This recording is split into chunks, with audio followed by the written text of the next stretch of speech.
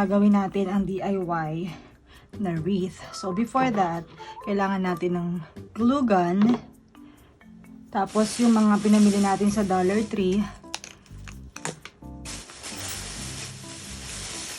Ang gagawin natin ay ikakat lang natin isa-isa.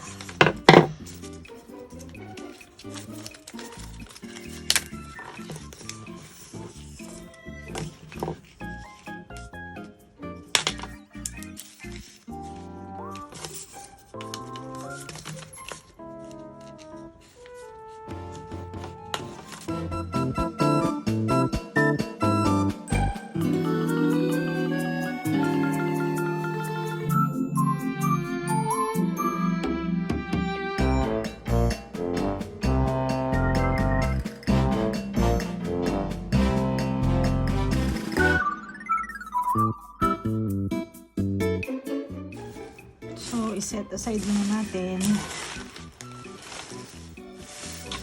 Christmas balls and wreath ring. Pabalot natin dyan ay yung nabili ko rin sa Dollar Tree na wired garland ties. So, let's do it. So, ikot-ikutin lang natin siya like this.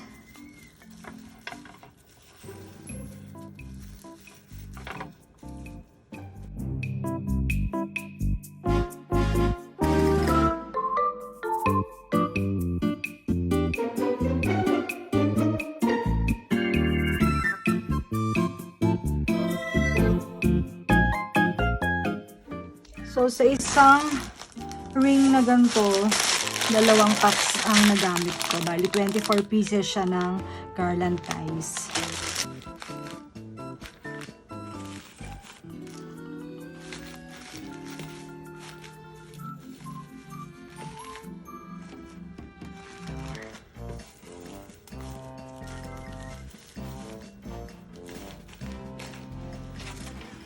So, siguro, idikit na lang natin siya ng glue gun.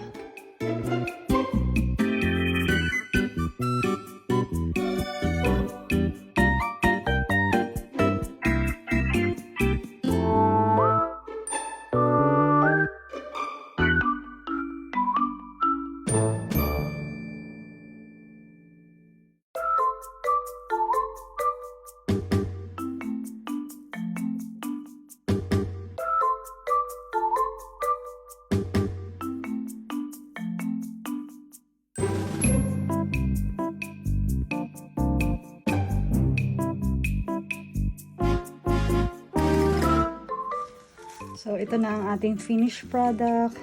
Medyo simple lang, hindi ko na masyadong dinamihan.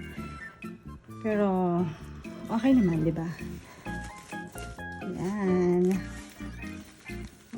First wreath. So, magkano lang nagastos ko dito sa isang wreath na to? $1 para sa balls. $1 para sa white na poinsettia. So, $2 is $1 para dito sa gold na poinsettia. Actually, hindi ko pa nga naubos eh. Meron pa nga tira dito eh. Yan. So, magkano lang to lahat? Hindi ko pa nga naubos yung isang bundle ko ng flowers ng poinsettia. So, meron pa akong mga tira dito. Yan. Tapos, $2 dun sa wired na garland. So, tapos dun sa mismong ring. So, 1, 3, 4, 5.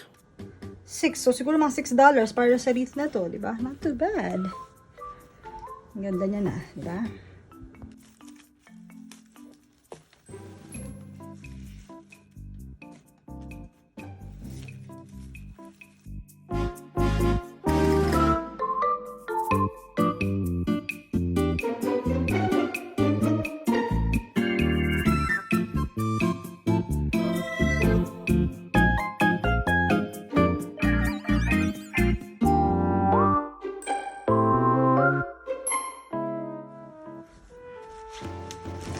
Gawin naman natin yung next na wreath.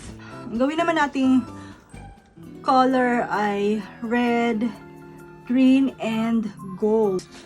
Meron ako isang tube ng Christmas balls. Tapos itong bow. And then ito, yung bouquet. I don't know how many we'll be using for this wreath. And then this one, yung ring. And ito mga poinsettia na gold. So may natira pa ako kanina dun sa unang wreath. And then gamitin na natin itong isa pang bouquet. So let's start.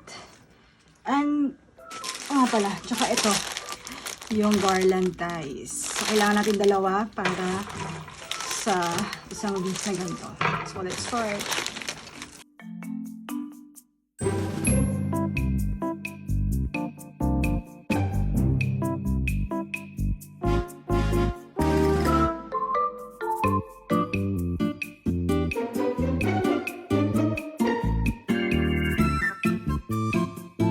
So nabalutan na natin yung wreath. Then let's set this aside.